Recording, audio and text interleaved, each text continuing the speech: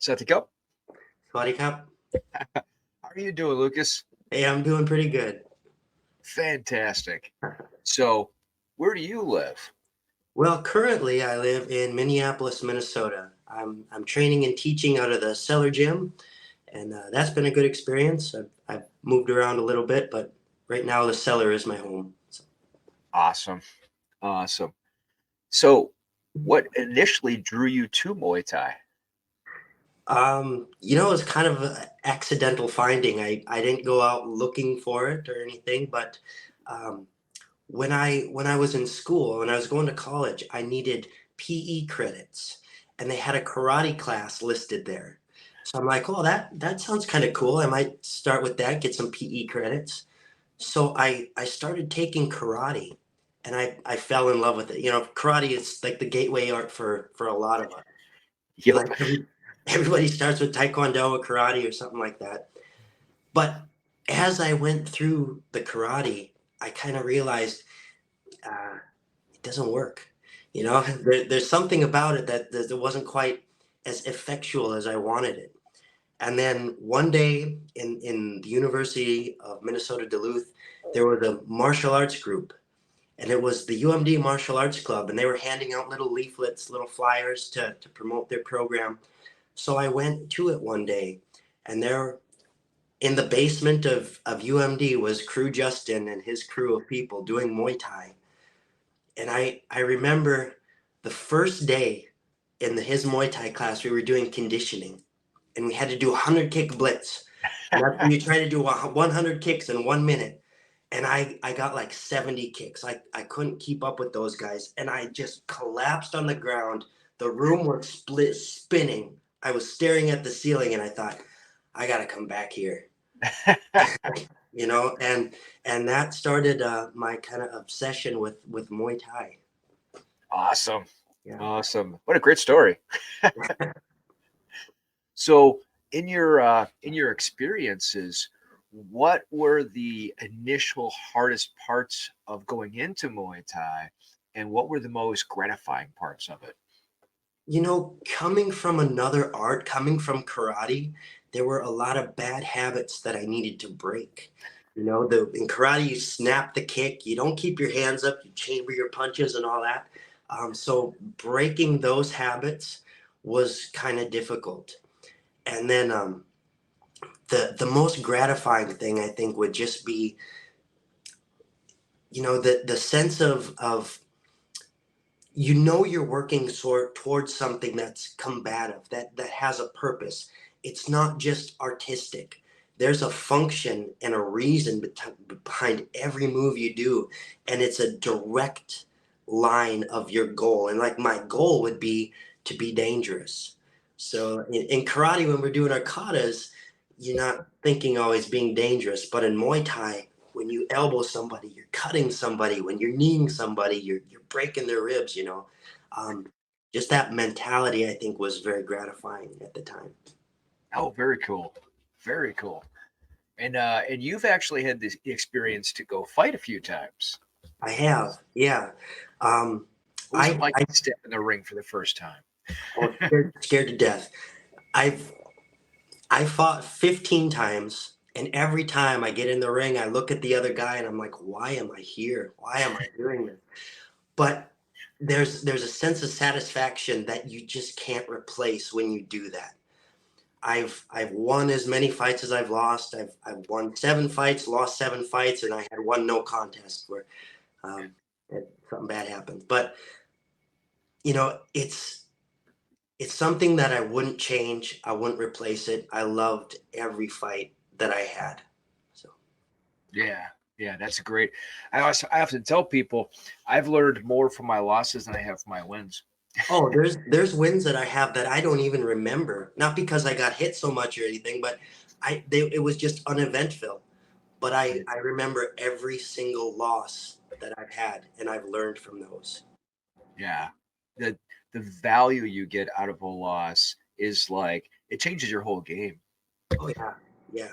And you got that like bug of revenge. You're like, I want to fix whatever went wrong. So it's almost more incentive after a loss. Yeah. What was your most memorable fight?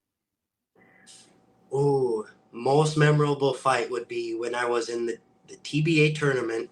It was my fourth fight of the weekend. I was fighting for the championship belt. And I would say that is easily my most memorable fight. And a couple things about that. That was one of the fights that I did not win. And I remember I was so nervous. I wanted the belt so badly.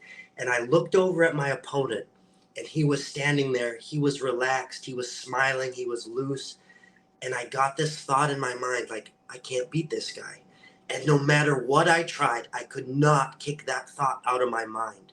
And I went into the ring and I fought hard. I tried, but I couldn't overcome that sense. And he ended up winning the decision. And that fight, in a way, it's haunted me, because that was my closest to ever winning like a belt, even an amateur belt. But Yeah. I've never forgot that fight. And I look back to it, and I look at, like, now that I'm like coaching more, teaching students, I can see in them what I saw in myself then. So that fight, I think, was by far the most impactful. Sweet. So on your days, both as a coach and as a fighter, well, let's separate that. As a fighter, how do you start your day? So you get that proper mindset and conditioning, Yeah. and then after that, how do you start it as a coach? What's the differences? Yeah. So I think I've always thought, like, when you're training people, I'll never make. Yeah. So I'm just trying to remember what it was like in fight camp for the fighters. You have to train super hard, but still kind of being compassionate and not being too hard on people. And then trying to give them what I feel like I lacked when I was fighting. Okay. Um, some of the mental preparation that I didn't quite have. I try to give the students, try to prepare them for what it's like going to face an opponent that wants to hurt you. So um, trying to remember my fights and program the current fighter to get ready. Okay. So what kind of curriculum do you set up for a fighter who's getting ready to compete? Well, just the general classes, we want to make sure they're coming to a certain number of classes and make sure they're consistent enough. Um, but when the fights come, I like to hold pads individually with the fighter to kind of work on specifically what they need, and try to give them a game plan. And one of the things that we do as a team, we do shark tanks. So we Mm, have one person in the middle, and every minute we rotate somebody new in, whether it's holding pad rounds or sparring or clinching. So they're always getting that fresh person. It gets them exhausted. It's chaotic, and it kind of simulates the fight.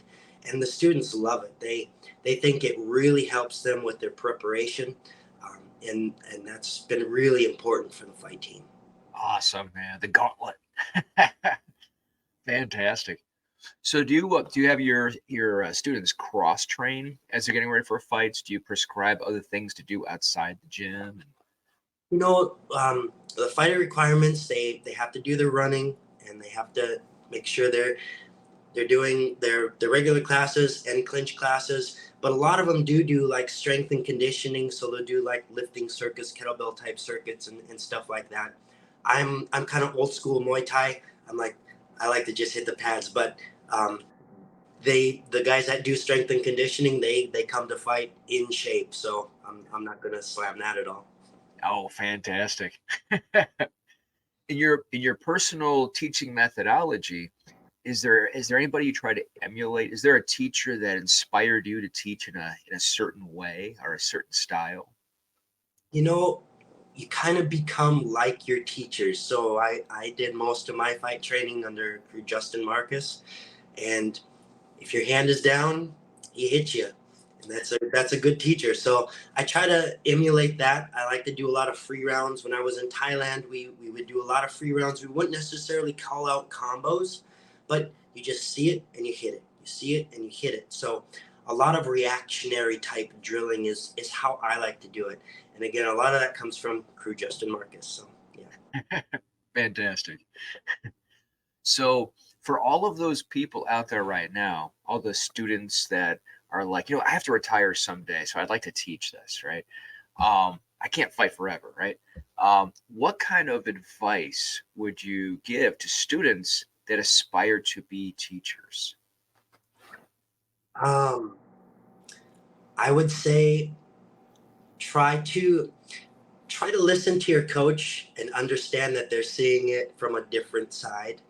Try to pay attention to the details, because when you're young and you're in shape, you're fast, you're powerful, that doesn't always last.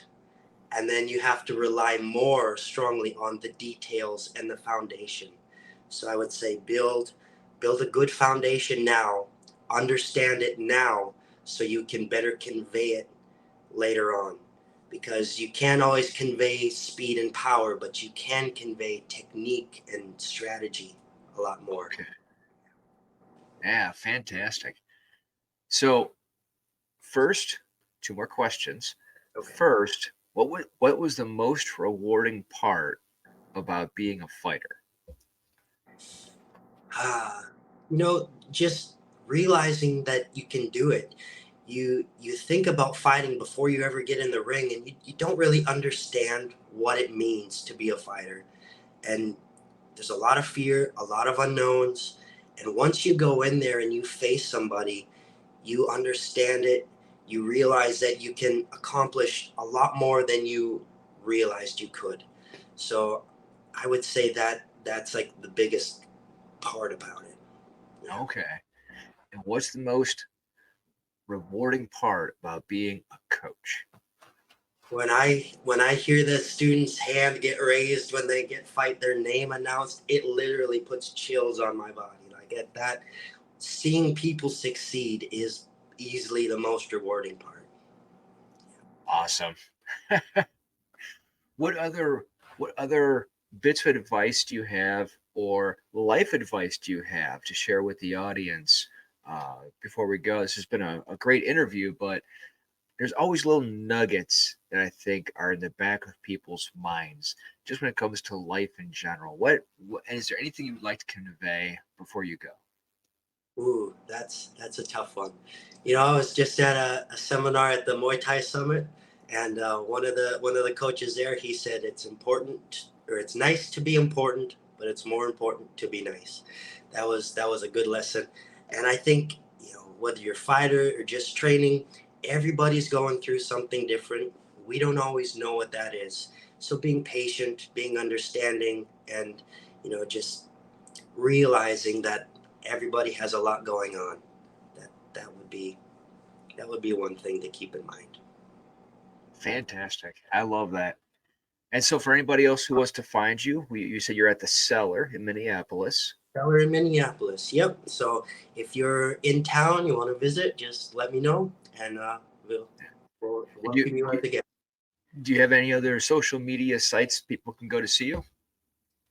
Well, not for martial arts. I have a YouTube channel where I make bronze sculptures, but that's completely different. But um, yeah, my Instagram, Lucas Lundgren. You can find me there, or YouTube, or Facebook. I'm on Facebook a lot too. So yeah, you can Awesome. you can find me there. Contact me.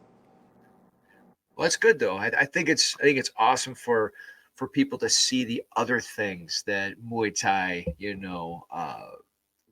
coaches and fighters, and I think it's a good thing to see the other things that we do. So I Yeah. think we'll get a big thrill out of seeing your bronze sculptures on YouTube. Yep. Yeah. A lot of coaches they're not just good at one thing. They get experience in a lot of different areas. And I know you got a lot of irons in the fire too. You do a lot of different creative things as well. Yeah. Thank you, sir. Much appreciated. And thank you for your time. Really enjoyed talking with you today. Yeah. No problem. South Dakota.